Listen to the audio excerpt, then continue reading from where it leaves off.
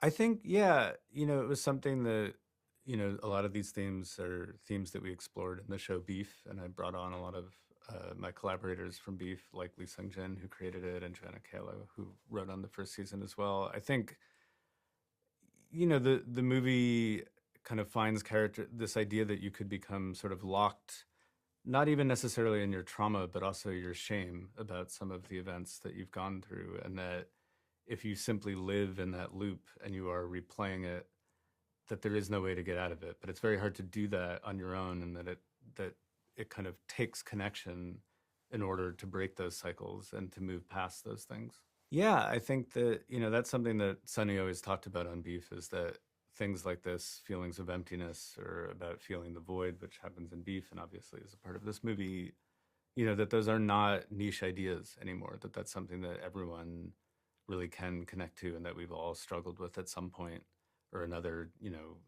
I think, you want to make movies no matter at what scale, whether it's indie or a big Marvel movie, they're always about people and about characters. And if you want to have empathy for those characters, then they need to go through things that are relatable. And it just feels like this is another thing that is actually relatable, even if it's not the most traditional kind of summer blockbuster theme.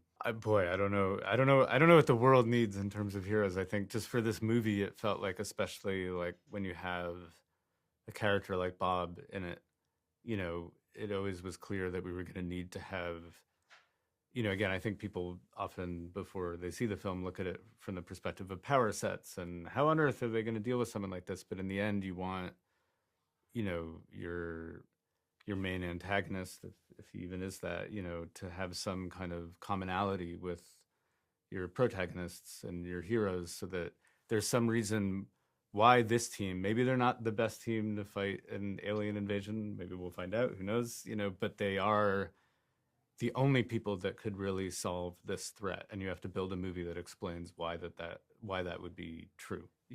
Oh, in the movie. interesting. I can tell you that we never thought of that, but that's a perfectly good reference. I think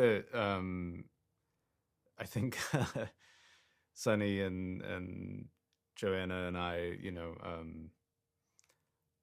I don't know. There was just sort of an attempt to kind of play on that sort of millennial versus Gen Z, or Gen X versus Gen Z sense of morality and how they looked at the world, and that kind of play between idealism and pragmatism, and trying to bring that into that context. But I think Devil Wears Prada is great, and that would be a great dynamic.